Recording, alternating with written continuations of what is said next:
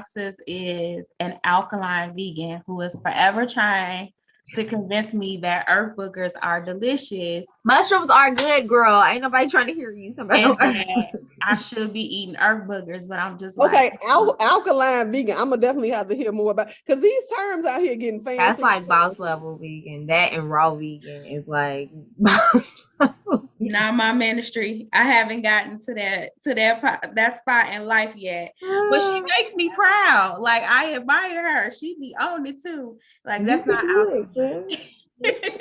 Listen. Yeah, I admire it as well. I can't do the mushrooms, which seems to be a really important part of the alkaline. Mushrooms are fire, first of all. Fire. They are earth boogers. And it's different kind with different textures, though. There are different kinds of boogers, and that's an earth booger. It's a fungus. It's literally like the earth sneeze. And there's boogers now. Are we still talking about a mushroom? Yeah. She's talking about mushrooms. First of all, do you eat crab or shrimp? I do. Because you know I'm finna come at them roaches of the sea. Boogers or roaches? Which one you want? I'll go with clearly the roaches. That's AC. I hope no one here on this live stream is eating their dinner. Right. We got boogers and roaches going on over here. This is what happens. We always go back and forth about this. Like it never stops. It never stops. Specifically with mushrooms, though. Like I let people live life, but you be coming for my mushrooms. I'm sorry. I'm sorry. You know what, sis? I am sorry. I will try to respect your mushrooms. Okay. Yeah. I'm mushrooms are healing. You know, lion's mane mushrooms is the only thing on the planet that can grow back brain cells after they die. Now, see, that's another show. Alien stuff. I'm just saying. That's another what heals you. Now, what kills you? This is all I'm saying. Got a little rhyme in there and everything. Heal you. It grow you an extra limb. It might. It ain't growing extra limb. I don't know, sis. That's a little scary. It ain't growing extra limb. We are officially live. You know how we do before we jump into everything. Good evening, everybody. Hello. Happy We Gon Talk Wednesday. We are back. I am so excited. I have Hashima Mans here with us today.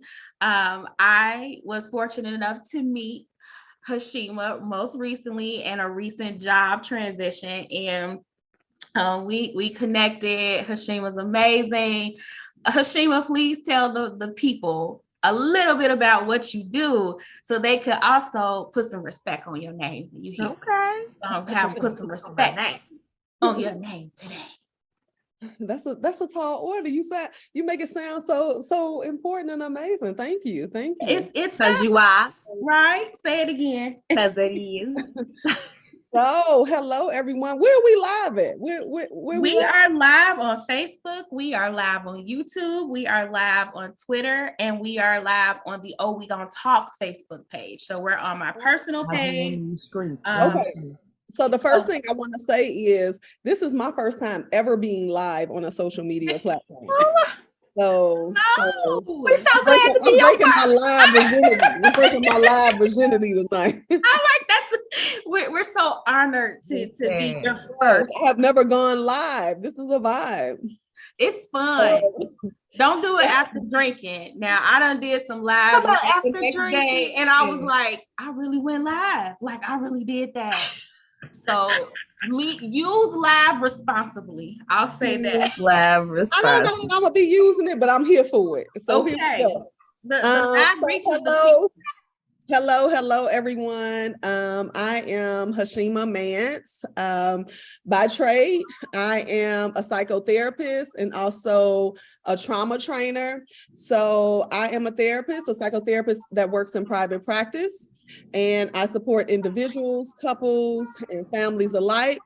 And in addition to that, I support organizations throughout the state of Illinois, building their trauma capacity within their service scopes, equally with the staff that work for those organizations and also with the organizational climate.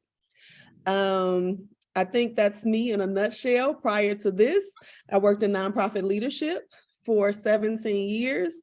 And when I'm not doing any of these amazing things, I just like to chill. I like to roller skate, and I like to connect with family and friends. And so I'm happy to share this space and time with each of you this evening. All right. Yes. So I and just you are out here doing amazing things. Out here doing the amazingness, right? And then I just discovered today that she's a roller skater. So I've already put in her ear, like, I'm approaching my roller skating period in life. I heard that's when the 40s come, you start like roller skating. Oh, I ain't there.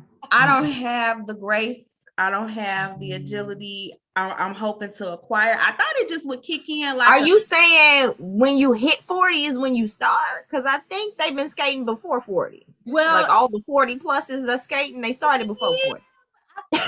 What I've noticed is a lot of my friend circle who's a little older than me, they get to around 40 and they start roller skating out of nowhere. It be like, oh, they just busting out. Okay, on some midlife crisis kind of stuff.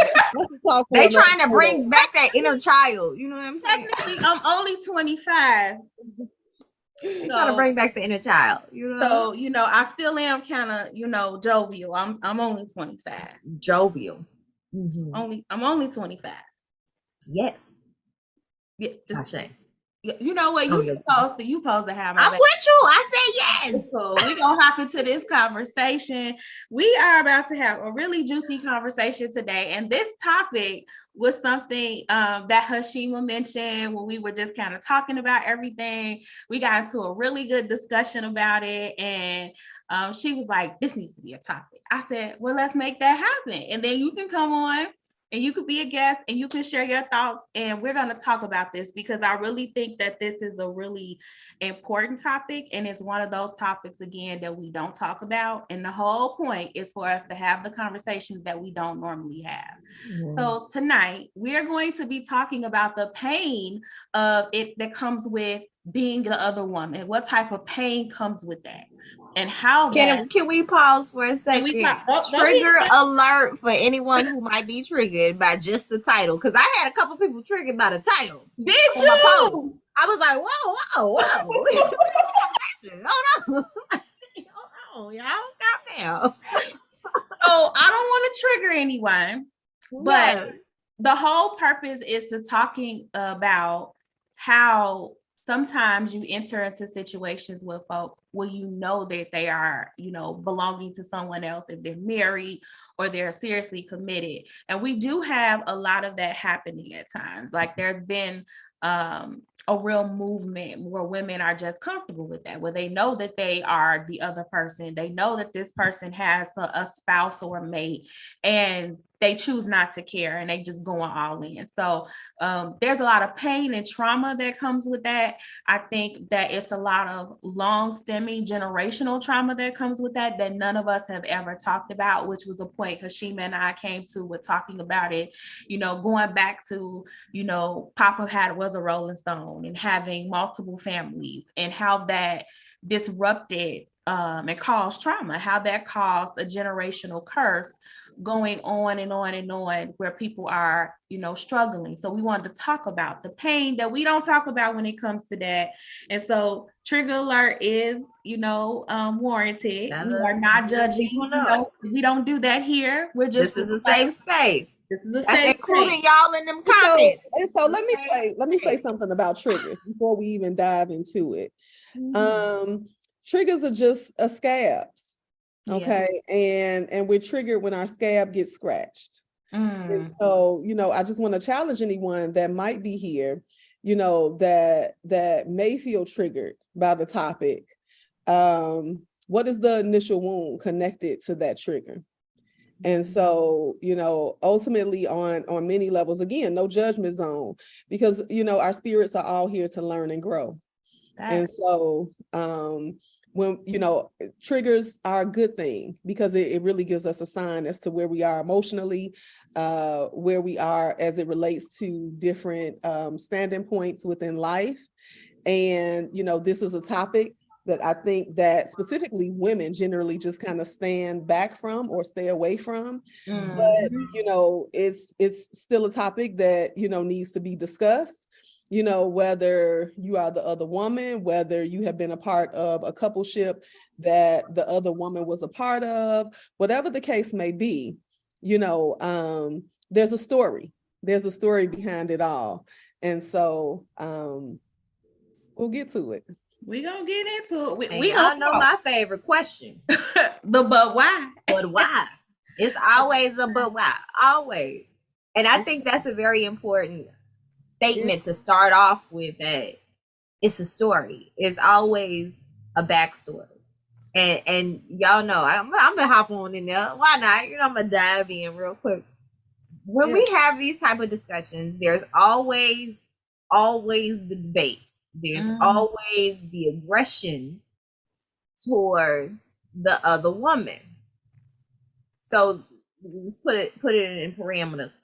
If you have a relationship where it's you and your husband steps out with this other woman, most times, not all times, but most times, hands are trying to be laid on this other woman. Mm-hmm.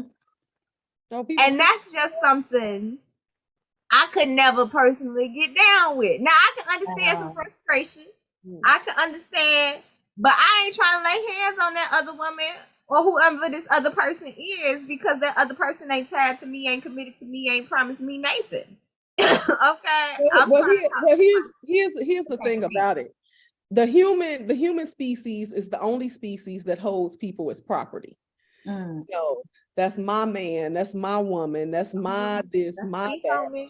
And really, all of our connections, we're on borrowed time with. You know, nobody belongs to us. You know, we're all individual spirits here having our own experience within this life. And so, you know, we have been trained, though, that people are property. And, you know, ultimately, that's not the case. And so I do want to take it back a little bit, you know, to the beginning of time as it relates to just our roots, you know, and how things began. From the beginning of our time, before we hit American soil, you know, traditionally, the men in Africa had multiple wives. They had multiple women, and that was the way that it should go.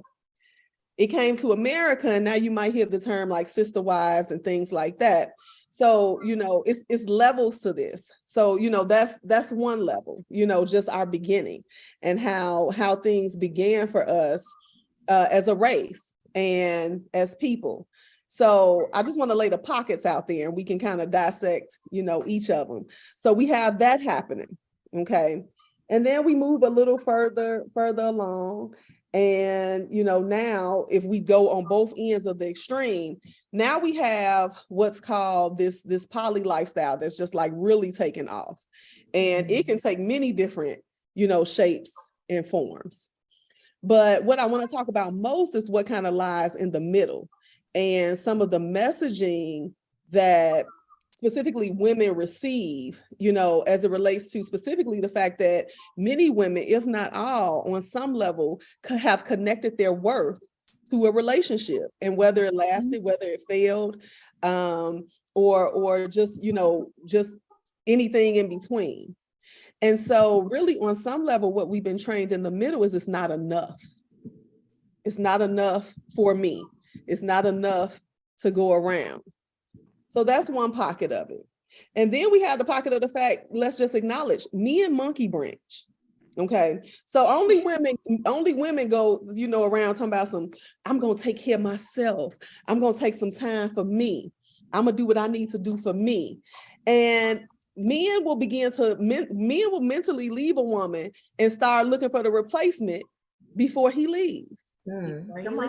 And so, you know, on many levels, I question, can a woman really take another woman's man? I love that you brought that up, because no, I don't believe you can. I'm sorry. I don't believe you can. I feel that back to that, people being of their own agency and people are not property. If someone leaves, it's because they choose to leave. I am that wife where I'm not going to fight the other woman. I think where that comes from a lot of times is that we hold each other like sister to sister accountable for, think about how you would feel if it was you. Like, just take care of me. Like, if you don't allow it, then he can't do it. Like, let's support each other. And I understand that. I totally get where that's coming from. But to Nat's point, it's like my commitment is with he. It is with him. Whatever he decides to do or not do outside of that commitment, it never made sense to me to want to fight or approach the other person. My issue is within this commitment, because what I always say is what's good for the goose has to be good for the gander. I think a lot of times what happens with those relationships and why men will monkey branch but not say nothing is because they still feel like they should have some agency over that woman, and that they want to be and pick her up and put her down at their convenience, and still have whatever it is that they want on the side or to explore. And it gets presented under the guise of men are just set up different. But I don't believe that either. I don't believe that men are just set up different. I think that people are set up different, because there's a whole lot of women that are about that poly life. It's a whole lot of men that have always been about that poly life. And so it's not about men being different. It's not about them having different needs. It's not about this woman didn't look out for me, sister to sister. It's not about if you don't give it up, then they won't be able to do it. It's really about having a conversation with the person you're in a committed relationship with, being on the same accord. And if y'all ain't meeting in the same place, then something else needs to be done. Y'all need to make other choices. I see Linda saying, come on, poly life. All right, Linda. I'm awful. As long as it's healthy, that is my motto. As long as it's healthy and everybody involved in the poly relationship or the poly circle are healthy, they feeling safe. I don't care what your lifestyle is. I'm not here to judge. The whole point of this conversation is thinking about it from the perspective of some of the pain that can come with those situations where you have women that just don't care and they just like, okay, well, I'm gonna do me and he doing him. I don't care about the other people. And then to Hashima's point, that gray area, that in the middle. I see think for me, go ahead. So I feel like people because some people go out of their way, and this is just in life, in any type of circumstance, people do this for some reason. But some people go out of their way to try to convince, shame, belittle, talk somebody out of their lifestyle choices, right? Why people do that is beyond me. I feel like, live your life. If you happy, ain't hurt nobody, live your life. Whatever you and your partner, or you, if it's just you, whatever you decide is totally fine with me if you happy and ain't nobody else hurt, okay? But when it comes to poly, I think it taps definitely a trigger, a scratch, a scar, or whatever we want to say, for people, men and women. Because some people will probably just say women, but I say men and women, because they want to have that ownership over somebody. They want to be like, no, this is my person, even if they low-key live in a poly life on the other side. And I say that because half of the people out here big mad about poly life is out here living that life, and their partner don't know it. Right? Can we be honest? Can we be 100% honest? Half the time, I'm gonna say he, for this situation, got 3 other partners coming home telling you the only one, and you see what I'm saying? But be ready to talk somebody out of a poly relationship. And so for me, I feel like we all have to be real enough with ourselves, strong enough and confident enough within our choices to make our decisions, and one, not care what nobody else say. Because honestly, if you want to be in a one-on-one committed relationship and that's what your partner wants, then do that thing. If you like, hey, I'm gonna need 3 husbands, do that thing. Whatever works for you, but be confident in that and make sure on the jump everybody is aware of what's going on. I feel like when we talk about the hurt and the trauma that comes with it, it's because somebody's lying. And if you come to the table clear and confident in what you're going to do, when you're clear and confident, you're not going to lie to somebody else. You're going to tell them and give them the option, the choice, and the decision to be like, yeah, I'm good with that, or no, I'm not. Yeah. And that's the real part of saying, you know, I want to live a poly life or whatever. But too many people not trying to be real. Well, I think too, what happens is, you know, it really comes down to the question too, are we really designed to spend our entire lifespan with one mate? And I say that because, and this is where a lot of the lack of truth can come in, because who I am, who I was at 20, I'm definitely not her today. And the people that I dated, and even the person that I married then, and shout out to my ex-husband for what he came to teach, because, you know, the people who have hurt us the most, or who have, you know, exposed the most pain within us, have been our biggest teachers. And I have to stand here today and say, you know, certain relationships that I accepted, certain things that I participated in at one point in my life are not okay today. And see, a lot of times, you know, that can happen within relationships, and people don't feel like they have the permission to say that this has ran its course. And it's not serving me in the way that it did a decade ago, 5 years ago. And so what happens is people don't feel safe in coming forward with that level of truth. And so that is the beginning of the spirals of the lies, the deception, getting needs met within other directions. And this can be, you know, men and women alike. And I know we're here today to, you know, specifically talk about this plight connected to women. And I think that's so important, because women are much more emotionally involved and connected most often. And so, you know, whereas, you know, many times men can view sex and things like that as entertainment, and most often, and some women can too, and even that's a trauma. But most often, intrinsically, women are attached emotionally. And if she goes into intimacy with that man, there is some level of emotion attached to that. So that's a huge piece of it that people often don't feel safe. You know, I see that even in the therapeutic process. You know, a person doesn't feel safe to say that this relationship can't support my next level. Yeah. And why do people not feel safe to say that? It's not personal. It's spiritual.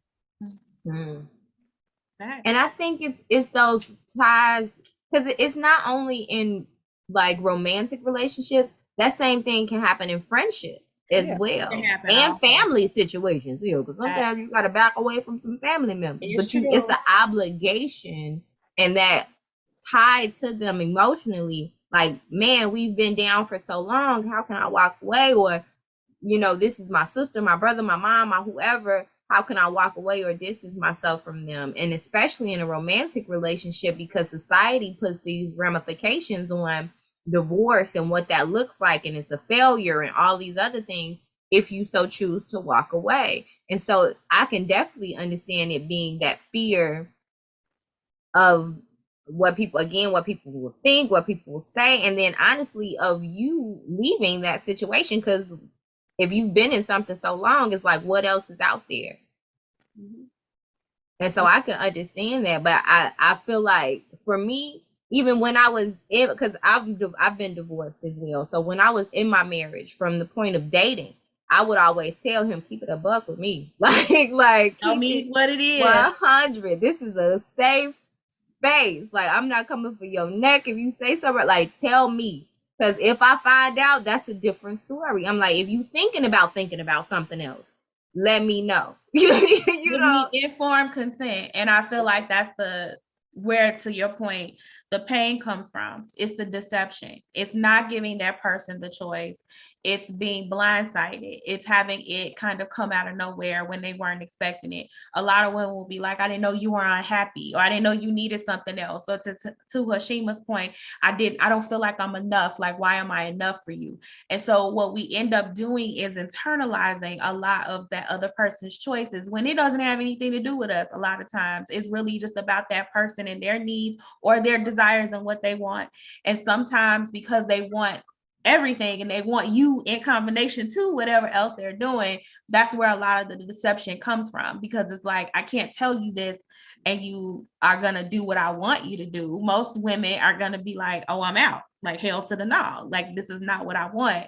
And they don't want to lose that person. They don't want to lose that person because there's a lot of benefits in whatever that they see in being with that mate. And so I too was like, before we got married, everybody that watches the show knows that I've been with Robert. We met at 20. So, you know, even though I'm only 25, that's almost 20 years. We are heading into that 20-year mark of meeting each other, dating, figuring it out. We became parents very early on in that, you know, transition of us just trying to work as a couple. But I've always said, if it comes to a point where you need something else, like, come holler at me first. Like, let's talk about this. Let's figure this out. To your point, Nat, I don't want to find out elsewhere. I don't want to find out from a different way. Like, come and tell me what it is, because I do recognize that we were young. I do recognize that people change and shift and grow. Who the woman I was when you met may not be the same woman that you know, are endeared by at this point. But give me the opportunity to make an informed decision, and don't make those decisions for me. Mm-hmm. And then if I find out, you know, you get gaslit, you get all these other things that happen where it's like, okay, wait a minute now, like you weren't honest with me. You didn't give me the opportunity to decide what worked for me. We got some comments I want to acknowledge. Linda Gordon is saying, agreed, as long as it's healthy. I think that's in response to it being like, as long as the relationship is healthy, I'm all for it. I hope I'm saying this correct, but it's Milan Rice. I hope I said that right. It says, so wait, is polyamory replacing side chicks? No. I would say it could. Listen, this is why I say that. I say that because when we say side chicks, oftentimes it's because the main chick don't know about the side chick. That's why they're side chick. Mm-hmm. I say, let the person know where you coming from and that you're not trying to be one-on-one. So your main chick has the option to say, bring them with you, or go ahead and do your thing. And when you come home, I had dinner ready. You know what I'm saying? Like, let that person decide. I want to throw a little bit more gas on it. On the go ahead. You know, and this topic can take so many spinoffs, but I do want to acknowledge there are times that the side chick actually becomes the main woman. It happens. And, you know, so we have those pieces happening as well. But I do want to talk about, you know, equally the piece connected to the evolution of how the woman moves into the quote unquote side role and what that agreement looks like. You know, I come across, you know, many women personally, professionally, you know, who have participated in these dynamics. And one of the things that always puzzles me, I think most, is the amount of people in this world who will participate in a side circumstance. And they understand it from that standpoint, right? It's like, I understand. I don't know how I got here. I don't know what's happening. I can't, just one more time. I can't do it. And all of these things. But then when they become the main woman, they don't understand the side woman position anymore. That's an interesting concept. It goes away.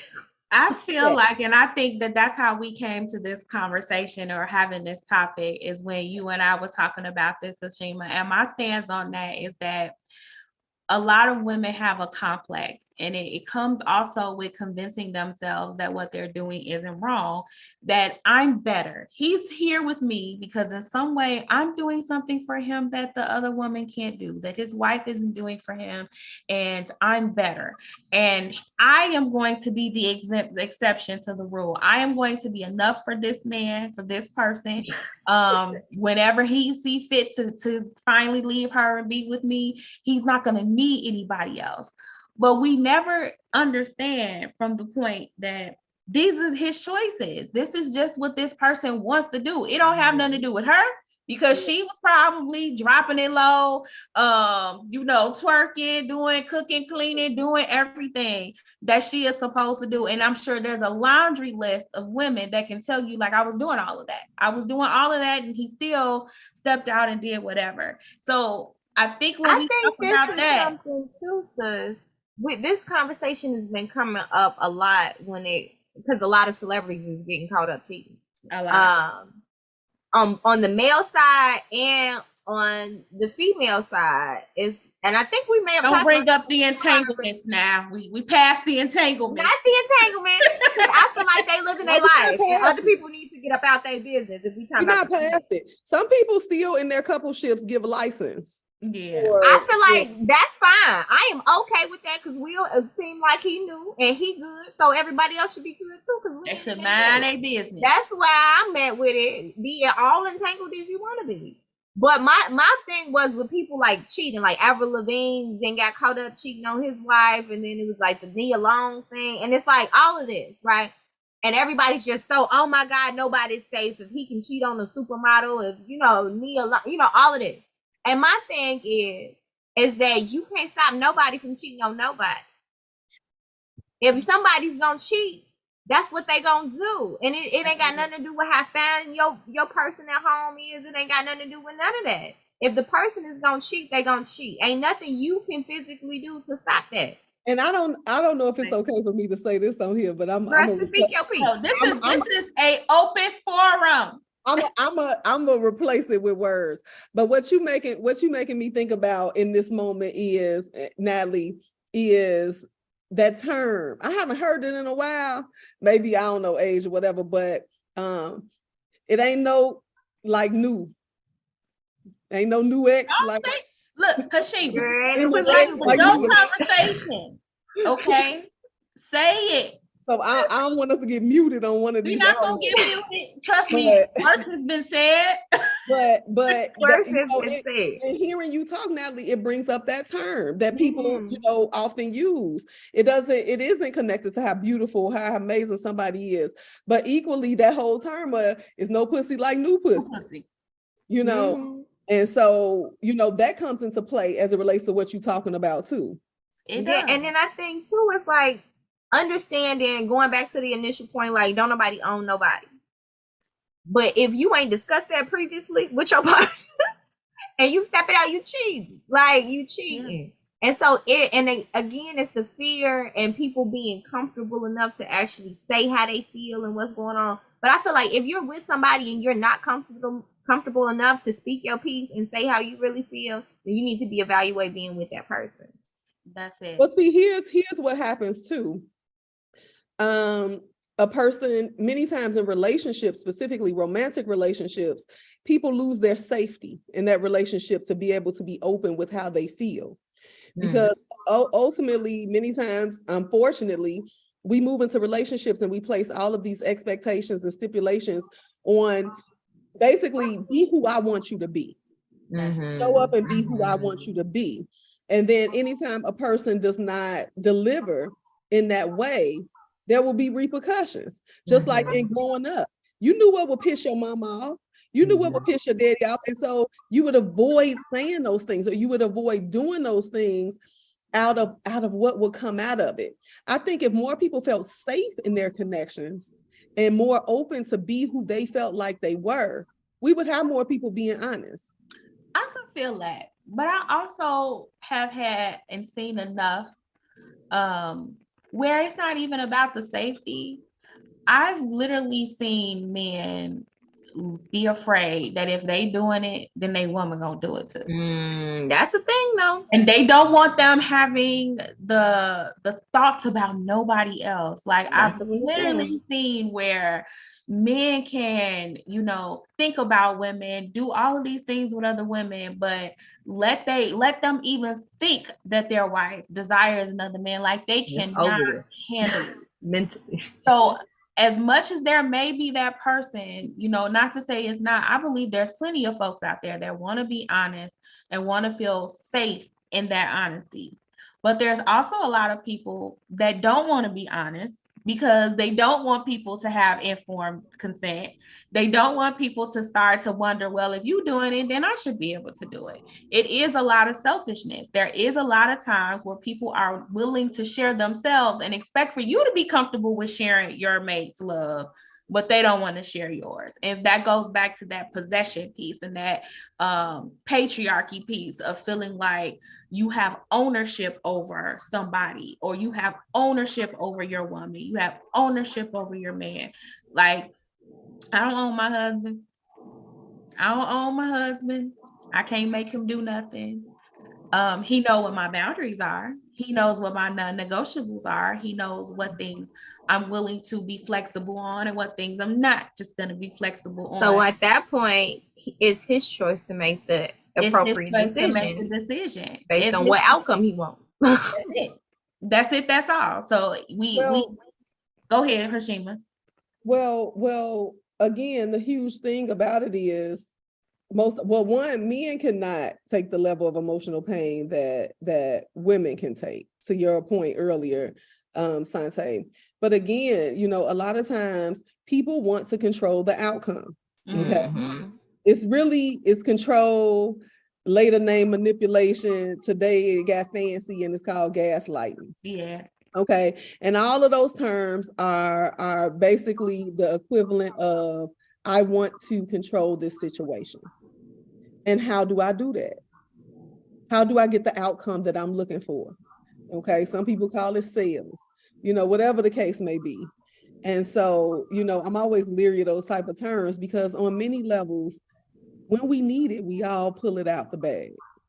Okay. And when our safety is threatened, many times we pull it out the bag, and sometimes it's conscious, sometimes it's unconscious. But on all levels, we all want to get our needs met. And if anything threatens that, we do what we have to do to maintain the outcome that we're wanting to receive. It's fact. And that is lying and not talking or telling you or giving you the opportunity to make that informed decision. Because for some people, they needs is to have their cake. I hate the saying like, have and eat it too. Because you damn right. I want to eat my cake. I always say that. I'm like, why wouldn't I want my cake? I think she's on here. I would just look at it. My friend, I think she's on here as well today. We just recently had this conversation about cake and eating it too. Yeah, I don't understand that term, because it's like I'm a cake eater, so I'm literal, and it's like, yes, if I get the cake, I want to eat it too. But I want to share a funny shirt that I saw recently, and it said, he wants his cake and eat it too, wrong bakery. And so I really wonder where that term came from. It's not probably this conversation. The shirt. Or that's some colonialism, colonizer-ish. You know what? I'm gonna be straight honest though. Don't make sense. Can we be honest? If we gonna be honest with ourselves, we get a whole lot of these things wrong. I have had to Google some of them, and I'd be like, we've been saying this all wrong. Like, where did this come from? This is so the opposite of what the original saying was. So I'm wondering if somewhere along the line they got messed up. You ever played the telephone game? Like when you're trying to show how like a message gets misconstrued as it passes from each person. I really feel like that's what happened with Have Your Cake and Eat It Too. Because it got to make sense somewhere. It probably was like, you want to have the cake and eat it all by yourself. Or it was probably something like that. If people don't switch, maybe that makes more sense. I mean, or you want to have but all that does make more sense. That makes more sense. So I'm like, I gotta look. But then I think that depends, because if it's a slice of cake, yeah, I want to eat it all by myself. Like if it's a whole cake, then maybe I would want to share. Like so that's what I'm gonna say from now. You want to have the whole cake. You want the cake, and you want to have the whole cake, and you want to eat it all by yourself. That's a bit longer, but you do that. I think for me, I've been actually watching recently, not even recently, for a while, a lot of videos specifically on like polyamory and poly couples and hearing their opinions. Half the time they just pop up on my Facebook, and I be like, let me hear what they gotta say. What you be looking at, sis? Don't be trying to cover. Yes, I speak my truth. I speak my truth. No, Natalie already trying to get us over here on the alkaline diet. Listen, What you got? I'm open. You hear me talking to you? I am a free spirit out here. So I was watching. Actually, I watched one earlier today, and it was a woman actually, and it was a woman, and she has 2 wives, and her 2 wives are both studs. And listening to how they got together, it reminded me of another one that I watched with a husband with 2 wives. And they kind of both started, this one a little less, started from a place of infidelity. So the one with the husband and the 2 wives, the husband and wife been married for like 20 years. The husband ended up cheating, stepping out of the marriage. The wife had no idea. So he was with the other woman, side piece, perhaps, okay, if that's what you want to call it. And the wife ended up finding out about it. So she confronted them. And in the process of confronting them, she said she wanted to meet her. So they met, they chalked it up. And so they sat down and they talked about it. And then the wife was like, okay, well, let's invite her in. And they've been together ever since. I'm watching that show. Because I be watching stuff too. I'm gonna be honest. Because I'm just interested in learning about everybody's walk of life, because the older I get, the less judgmental I become, the more open-minded I become, the more I understand that the way people feel exists is well beyond what my perception is, like what's in front of me. So I watched, and I had Robert in here watching it with me. We were watching Seeking Sister Wives. Mm-hmm. It comes on TLC. I've seen that as well. You've seen that as well. And so it's always interesting to me also, because to your point, a lot of those situations happen as a result of the man already stepping out. And the wife was like, okay, I just feel like I gotta figure out how to make this work for us. But these women be miserable. Okay, they do not be happy. They're usually struggling with it.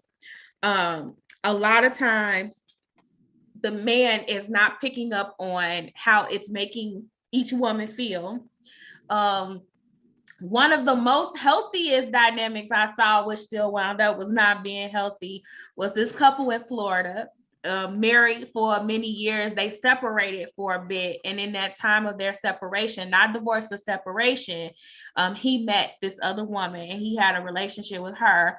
And then the wife realized that they still loved each other. You know, they wanted to try to work it out. But then he done proposed to this other girl by then. So now they together.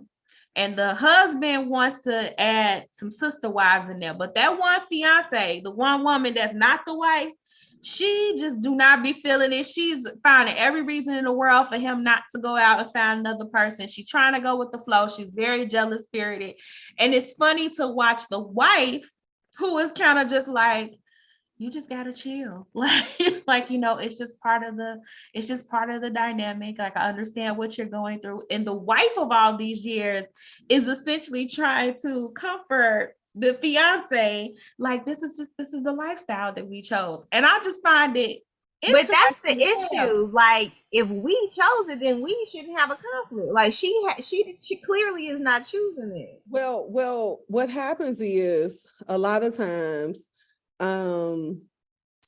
people are what is called bi-curious. And they think they really want to be a part of a lifestyle when they're really looking for an experience.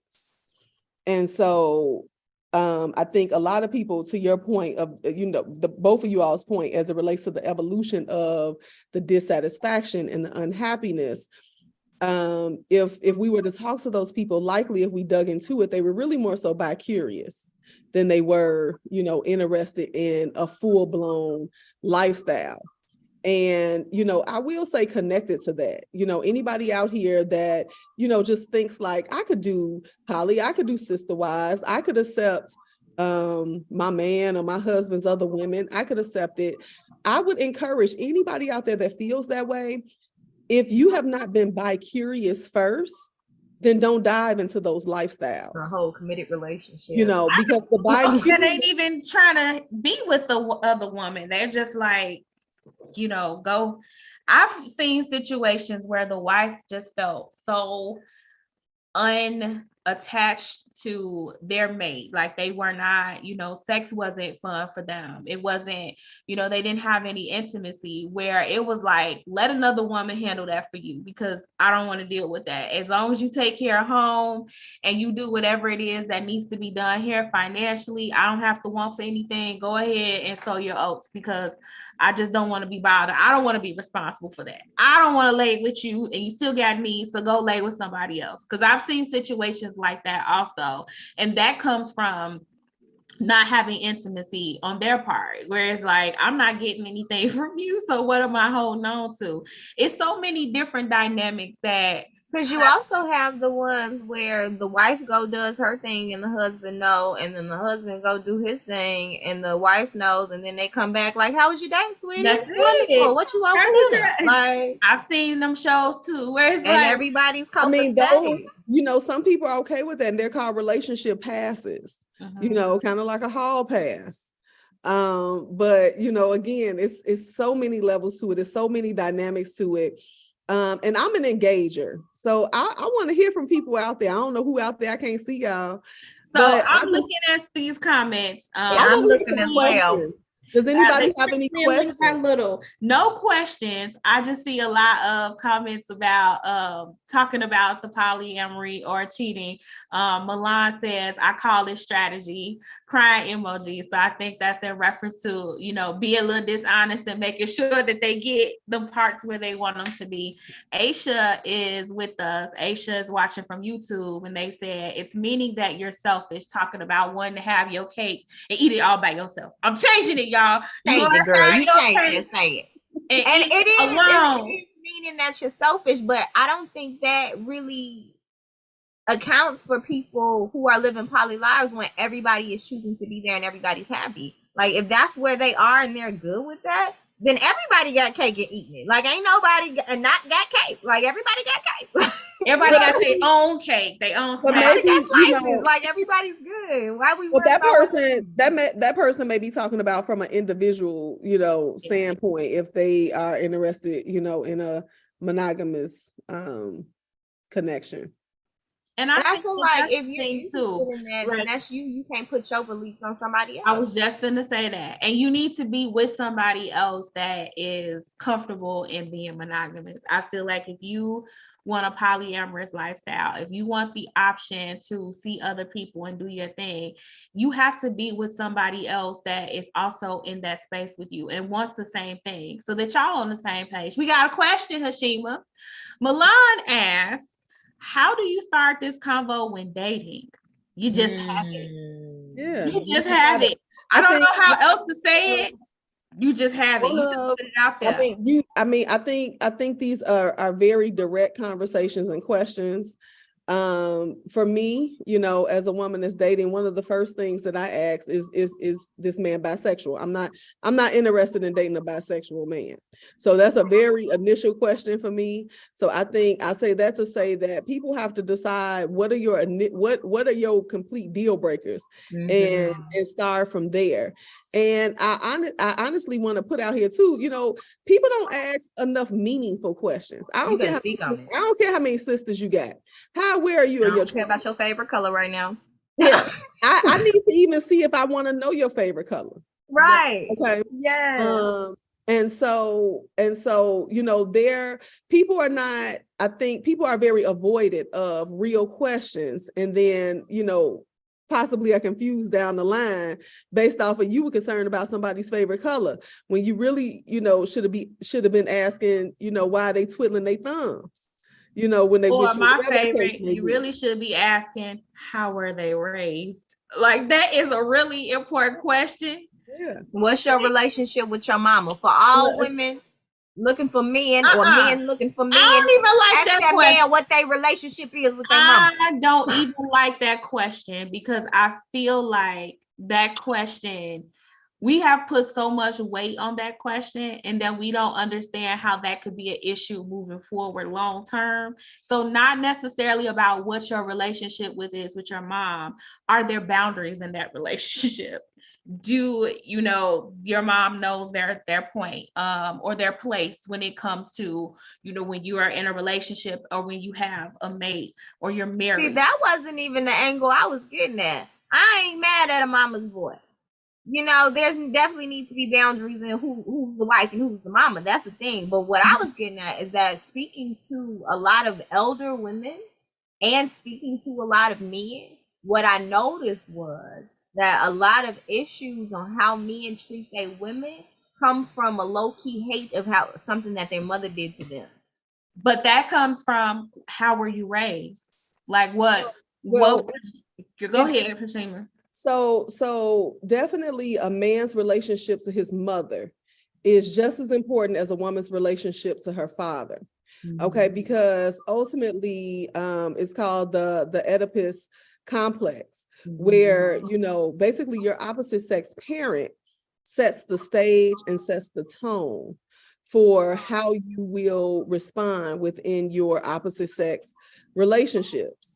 Okay, if you are bisexual or or hetero or homosexual, whatever the case may be, whatever terms they're using now, I don't want to offend nobody. Whatever sexual you are, these terms are forever changing. But whatever sex you're interested in, how they operated with that parent is so key, because ultimately it sets the tone. It really sets the tone for any grief that person may have, any long-standing pain that person may have, and it will move and seep into specific relationships. I even know people who they choose that based out, on friendships. I know people that say, if she didn't have a relationship with this specific parent, or he didn't have a relationship with this specific parent, I'm not really interested in that relationship because I don't want to deal with the traumas that can potentially come for that. But our opposite sex parent definitely sets the stage for who we will present within a relationship. I agree with that. I agree with that 100%. But I also think that the same can happen from the same sex parent.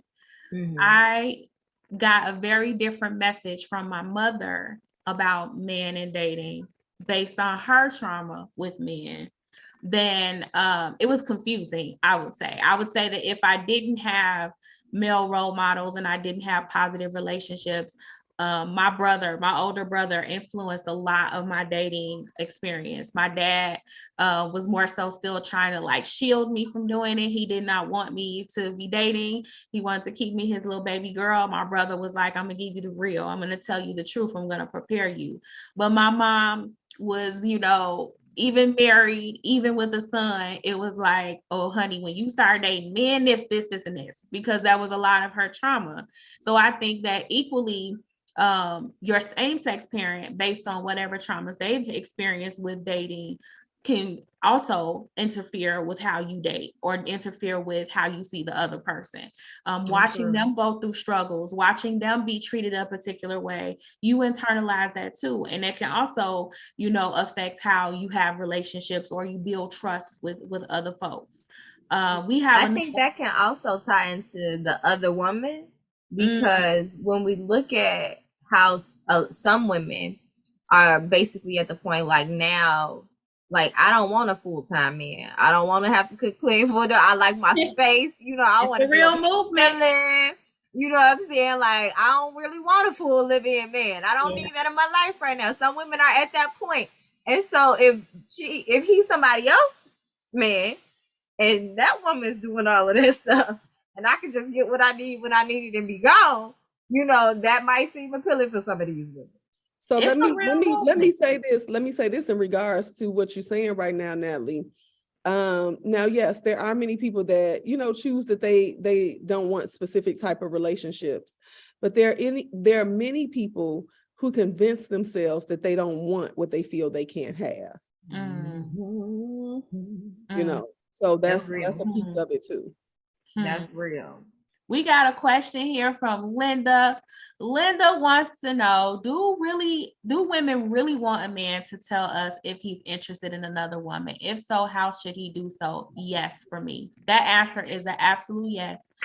I have this conversation often. I do a check-in often. Where we stand? What's going on?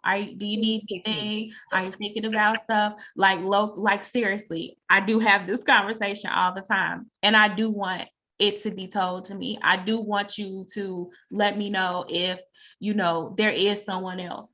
And so what I think that we need to do as women, that if we say we want to have informed consent, we have to be willing to receive the information and then make a decision. It's hard because there's a lot of emotions that come with that. To Hashima's point earlier, we internalize that to mean that we're not enough. We internalize that to mean that our worth is diminished when you are interested in somebody else, because women are indoctrinated from very small, from very young, that their whole role is to satisfy men. Grow up, get married, have a family, cook, clean, keep the house, make sure that he's not hungry, horny, or and he's not hungry, not horny, and happy. So we get the 3 H's that we have to make sure that we're keeping that standard. So when we have a man that isn't seeming that he's getting those things, we internalize that as our failure and that we've done something wrong. And so sometimes we react from that place when we get that information because we're hurt.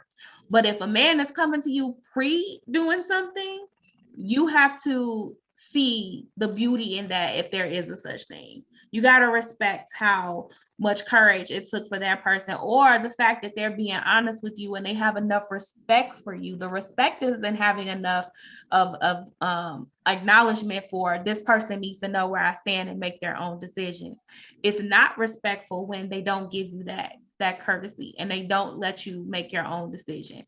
So yes, we really do want it, or this woman really wants it. And how I expect for him to come to me is just say it. Say, I need to talk. Like, I'm having, certain needs that are not being met, or I'm having certain feelings and we need to discuss it. And then I need to try and have that conversation with him from a space where I'm glad you spoke up. I'm glad you told me, so that we could figure out what this means for us. So I won't speak for the rest of you all on the call. Hashima, Natalie, chime in. Do you really want a man to tell you that he's interested in another woman? And how do you feel that he should do that? So I just want to say, I think that's a person by person situation. Equally, I would say, everybody needs to be honest with themselves about what they can really handle. And sometimes I know people say they can handle things out of pure nosiness. Like, I just want to know, but really not having the ability to truly be able to handle the weight of the information. And one of the key things connected to that is, there's a saying that says if we knew everything it was to know about our mates, we wouldn't be okay. And so I think that people have to consider what they can really handle. And whether I want to know is out of pure, how can we work through this? Or I just want to know so I can pop off, or if I just want to know so I can be nosy and just, be in the know and basically browbeat you, so I think people really need to consider why you want to know. I think a lot of times people want to know too, because they don't want to look like a fool. They don't want to be the fool in front of people. And we're good for clowning each other if a man is stepping out and doing something else, and seemingly this woman has no idea and she seems happy, or if she's saying, she loves her mate and she loves her man and she's singing praises about him. It's that spirit sometimes amongst some of us where it's like you want to knock her down. So you don't want people to have ammo. You don't want people to have warfare against you. So sometimes people just don't want to be made a fool of. They don't want to look like a clown when they thinking we in one space and we're not there. Now I'm thinking of Yvette and Jody in this certain situation. Oh snap! No, she did not take it to the baby boy. I hate you, Jody. Immediately thought of Yvette and Jody in this situation. I hate you, Jody. Immediately thought of Yvette and Jody, because in that scene when she yelling at him, she like, out of all of I'll work with her. Like, you know what I'm saying? Like, you could messed up with any prostitute on these streets. And you go sleep with this chick I work with. She's smiling in my face, kikiing at the water cooler. And flirting with him. They flirt with each other in front of her. You know, he made her look like a fool. And that was her issue. It would have been her issue anyway, even though she knew he was still doing whatever he was doing. He made an ass out of her. He made an ass out of her in front of a bunch of people. At her place of employment. At the job. You gotta work with shorty. She can't even drag her or she'll get fired. Like, it's great. But and so for me, I would say absolute yes. I immediately put the hand up, pointed it like yes, like tell me the truth. Because I like to believe that I'm a very rational person. I've had the conversations with my ex-husband. Like, I'd rather you bring it to me and then we talk about it and decipher and move forward and make educated decisions and move on or whatever else we're gonna do, than you just be out here in these streets. And partial of why we not together right now is that fully didn't happen. You know what I'm saying? And so for me, it's not, and women have to understand this. If you say you want something or you want a certain form of communication, and that man does that, and you immediately attack him for that, he's never doing it again. Ever. That's it. Never doing it again. Yeah. And so we have to, like you said, be careful what we ask for and make sure that we're ready for it. But if we say we want it, and we really do, not out of nosiness, but out of the legit, you want to know, then you have to be cautious with the way that you receive, process, and give back or respond to that information. And so for me, I'm going to say yes all day and night because, like I said, keep it a buck with y'all. Good. I'm open out here. You hear me talking to you? Tell me. We might could work something out. When they be like close. You know what I'm saying? How bad is she? Like, you know what I'm saying? How bad is she? Like, let me know. Look, they is coming through with these questions. I'm loving it. Keep it going. We only have a few more minutes. We try and keep it at an hour. Respect the fact that everybody got jobs come to AM, and we want to give people time to rest. But Linda is hitting up these comments. I appreciate you, Linda. Linda asks, do ladies think that it's natural for a man to be physically attracted to multiple women? Yes. And I also think it's normal and natural for a woman to be attracted to multiple men. Absolutely, positively. It's hard not to. The world is full of lots of beautiful people.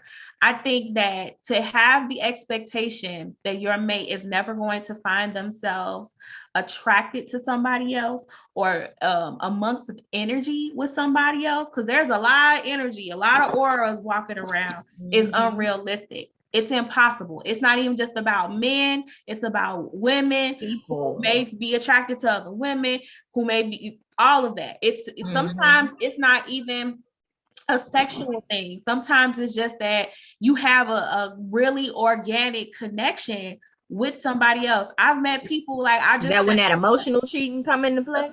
Or not even like that. It's a sexual or it's that intimacy piece where it's romantically.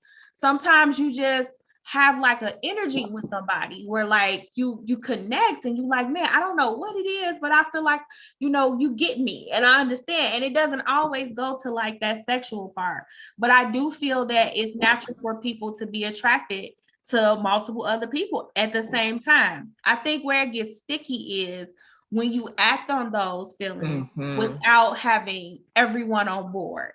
Or if you're having those feelings and you're not expressing that to someone else, and then you're just acting on those, and someone is in the mind state that you all are on the same spot, plane, and that you all are being monogamous, but you out here, acting on these attractions. So yes, I do think it's natural for people to be attracted to other people all at the same time. It's not the problem. It's more so how you act on those things. But I'm going to turn it over to the rest of y'all. What do y'all think on this? What's your take on this question? I think it's unnatural not to. Ashima, what's that face? I'm just taking it in. I'm just taking it in. It is insane and illogical to think that anybody will go a lifespan and not be attracted to multiple people. In addition to again, you know, we're spirits here having a human experience. Okay. We get in these bodies and we look at it the other way around. Meaning we have many soulmates that walk this earth.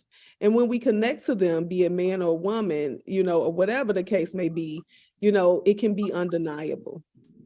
You know, and so you know, again, there's so many levels to it.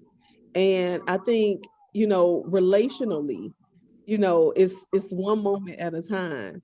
And if I had any encouraging thing to say to anybody out there, whatever place you in, whether you're going in, whether you in it, whether you coming out, whether you on the side, the front, or the back, okay? At the end of the day, okay, I would encourage anybody to say in any connection you're a part of, and this is something we're all longing to hear, you are safe to be yourself with me. But the catchy is, we can't say that when on many levels we don't feel safe to be ourselves with ourselves. And so if you said that one statement within a connection, that connection would probably be the most healthy connection you've ever had in your life. Because we all have weak moments. We all have vulnerable moments. We all have scared moments. We all have, I just want to do whatever the hell I think I want to do today. And if we had relationships that gave us permission to be all of that, how beautiful would it be? Look, a lot of happy relationships will be long lasting, but you know, we say we want a love that's unconditional. It doesn't really exist. We all have some sort of conditions, even if that's just our non-negotiables. But I think the beauty in if you were flexible in those conditions.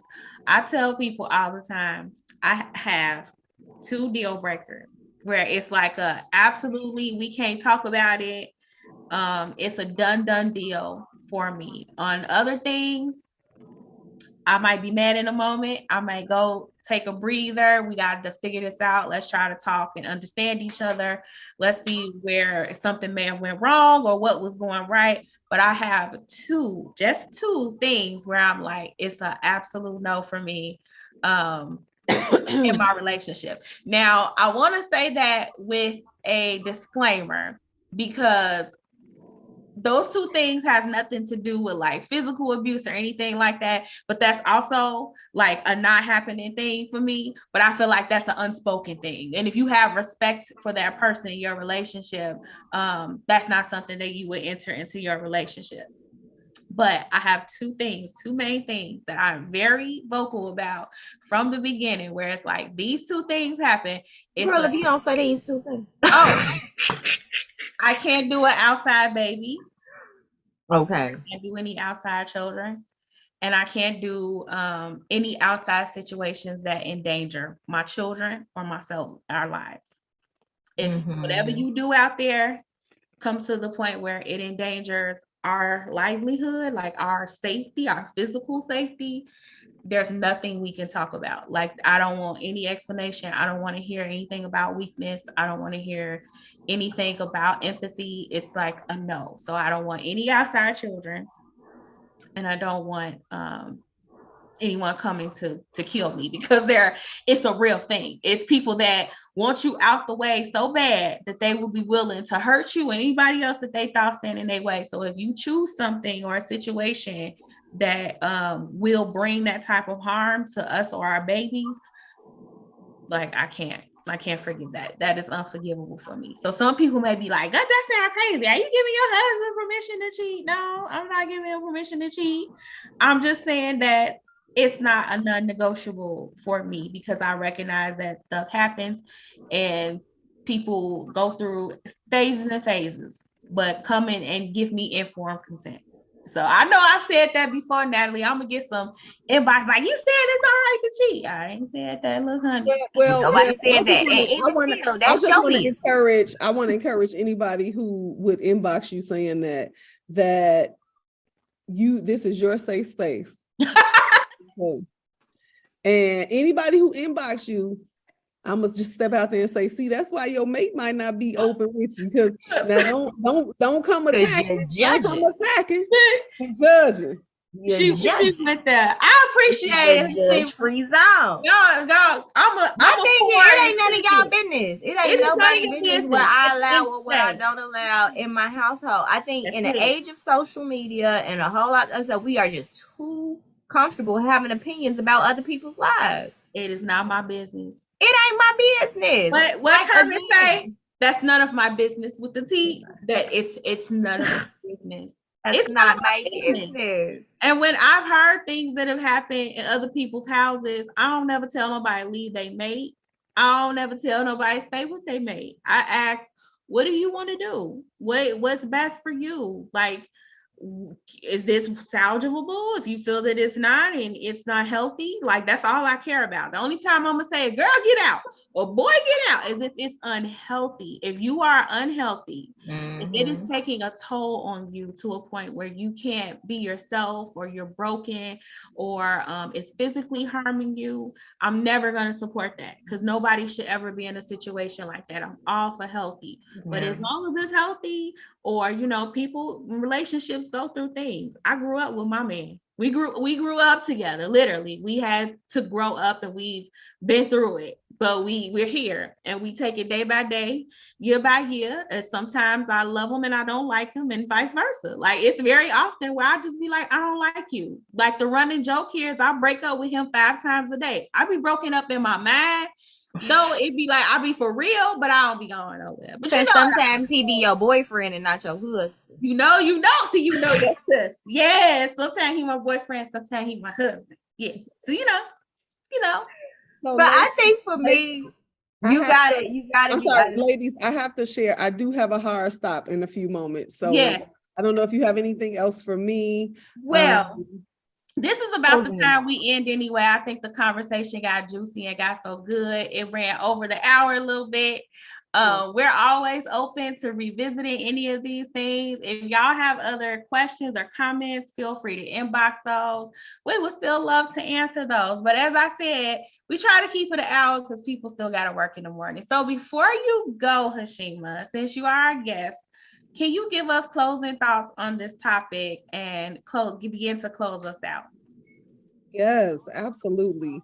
Again, I think I kind of gave closing thoughts a moment ago and just saying that, in any of our connections, no matter where you stand within that connection. And I just want to say, I get it from every end of the spectrum. Whether you're in a quote unquote main position, whether you are on the side, whether you are trying to figure it out, whether you considering leaving right now, or whatever the case may be, wherever you are in it, I definitely understand, all positionings, and at any given point in my life, I have found myself in every position of a relationship. I can stand here and say that, very transparently. And I think that ultimately, as it relates to relationships, we all want to feel seen, heard, and understood. And ultimately, understanding a lot of times and being heard is one of those things that majorly lack, in any connection. And I think that if you offer that to any connection that you're a part of, you're winning. You're winning because people aren't listening these days and people aren't understanding because we're so busy trying to convince people to be who we want them to be instead of just allowing them to be who they are. That's shame. I think we might have to have you back, sis, because to be honest, we just spoke for over an hour. This was an amazing conversation, but I'm still not fully sure how these side pieces are hurting. Yeah, but that's a whole nother conversation. Look, we can still talk more about that. In fact, and they do get hurt too. And believe it or not, absolutely. I know it's because no matter where you stand in the relationship process, you still feel. Yeah, emotions gonna get connected and it's gonna get real. And that comes down to, like I mentioned earlier, a lot of times the quote unquote side woman makes her way to the main woman position. And then she don't want him doing no other side womaning. And that's not even a thing. But, no side woman. but I'm gonna go. I immediately thought of the children when I thought about the trauma of the side woman. Like if you are the side woman and you have children by this man and he's got a whole family over here and your children can't have an open relationship with their parent, or because that's the thing as well that causes generational trauma, because now it's not just about these two grown folks' decisions, it's about these children and how they're tied into those grown folks' decisions. Well, and again, that, you know, even that is a conversation that can spiral heavy, because, you know, really what it comes down to is that's a conversation of, you know, us being very decisive about who we have children by. And as many people as that have children by side people and the plights that child has to go through, there are many people who are in the main position and still that those children still have the same plight, just based off of the skills connected to the person and their ability to truly be a parent. It's fine. We can talk about this for a whole nother 2-3 hours. Thank you, girl. We know that folks got to go, and you know, if you're like me, I've had a long day, but I was always happy to have these conversations. Hashima, I cannot thank you enough for joining us. You dropped some gems, some jewels. You dropped some tidbits there. There's a lot of stuff for people to eat and digest.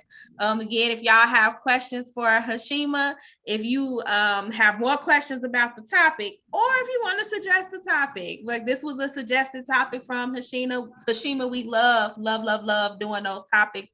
We want to talk about the things that are affecting you, that we don't talk about in our communities, and that's the whole point of what we do here. So thank you again, Hashima, for joining us. Thank you for having me, ladies. So appreciate you. And thank you everybody out there for sharing time with us, you know, for listening and engaging in tonight's show.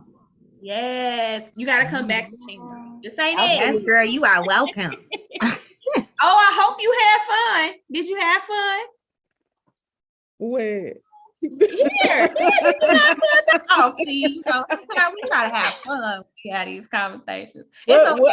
Oh, yes, I did have fun. Here, look at me. Okay. I'm like, wait, we still on all these platforms. Remember, y'all, go laugh responsibly. We'll see y'all next time in 2 weeks. Have a good night. Good night, y'all. Yeah.